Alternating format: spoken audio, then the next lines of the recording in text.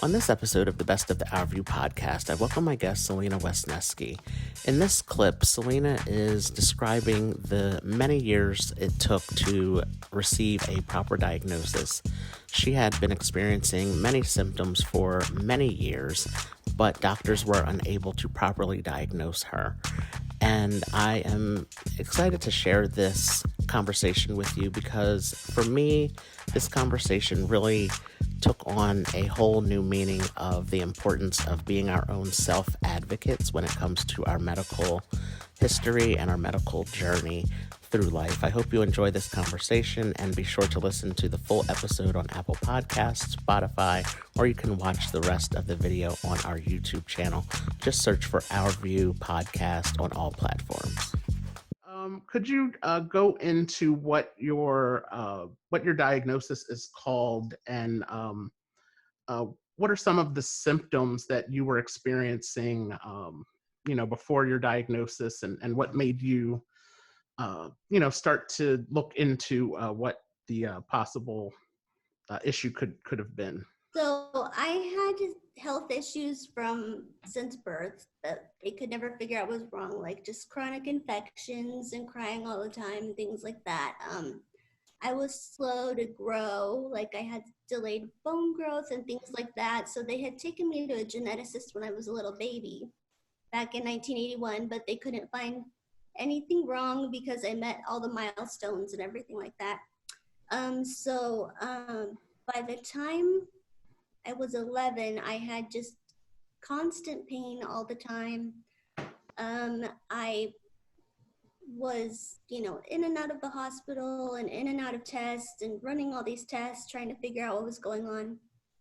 And so when I was 11, one time I was in the ER with just really severe leg pain that had me just screaming. And the doctor on call diagnosed me with fibromyalgia when I was 11. Oh, So at that time, it was like, okay, we have a word for it at least, but this was in like 1992. Told I was like the first child diagnosed with fibromyalgia in Utah. And so they didn't really know what to do with me. They didn't believe it. A lot of doctors didn't believe it was a real diagnosis, but it was like enough that they just stopped looking.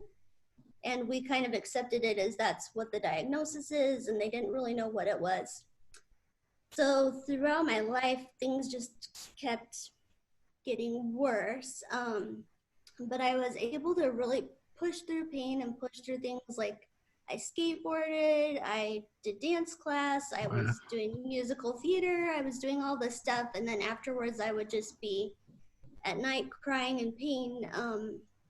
And I would have a lot of injuries that just wouldn't heal. So I'd injure myself a lot and it'd be really hard to heal. And it would seem like why, you know, we just couldn't figure out what's going on. So I, was able to perform and keep doing things and keep pushing. And I was able to work a really stressful job. And my health just kept declining. So, like I would say in my 20s, I started needing to use a cane if I was going any type of a distance. I just didn't have the strength to um, to walk very far. And then, if I were at Disneyland or something like that, I would need a wheelchair. I couldn't stand that long. That was by my mid 20s. By my early 30s, my health in every way just started going downhill where I was no longer able to really walk. Um, Pain wise, weakness wise, I had a lot of other things that were going on that were GI related, bladder related, chronic migraines, really severe fatigue, like immune system issues, like all these different things. And mind you, from like 11 to 30s, I'd still been like going to doctors saying something is wrong. Like, I don't believe this is just fibromyalgia.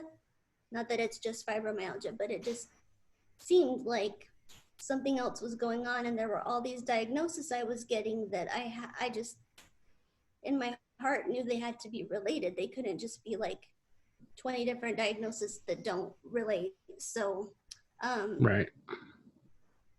by 35 is when I found out I had gastroparesis, which is like a slowing of your motility. So it's not cute, but I was vomiting like 20 times a day and they just couldn't figure out why. So they diagnosed me with gastroparesis. And after that, I was speaking with my primary care and we just couldn't figure out what was going on. And 2 days after my 37th birthday, I went to a geneticist for the first time, or I guess the second time, but first time for me. It's like we had exhausted every test, everything. And so I went to a geneticist 2 days after my 37th birthday. And at this point, I hadn't been working for 2 years. I was so sick and I had really lost my mobility and I just couldn't do anything at that point. And so I was at the geneticist and she came in with her staff and with her residents and they were looking over me, asking me a huge family history and she was pointing out a lot of things on me and at the end of it, she had said, you don't have fibromyalgia, you have Ehlers-Danlos syndrome. And I was like, what? Because all these years, Years. I had been doing everything related to fibromyalgia. I had tried every drug. I had even gone to Alabama to see a doctor there that had a lot of work with people with fibromyalgia, even having a Wow. surgery to help with it. And I just tried because I was so young when I was diagnosed with fibromyalgia that I tried everything in those 25 years and nothing worked. And I just couldn't understand why. And so I found out, no, you have Ehlers-Danlos syndrome, type 3, which is the hypermobile type. And there's about 13 types of EDS. And so what it is for me, for most people with Ehlers-Danlos, it's your connective tissue that holds everything together is lax. So um, if you can imagine, like most people's connective tissue is like a rubber band. Mine is like the rubber band has worn out and like the elastic's gone out of your socks and it's just loose.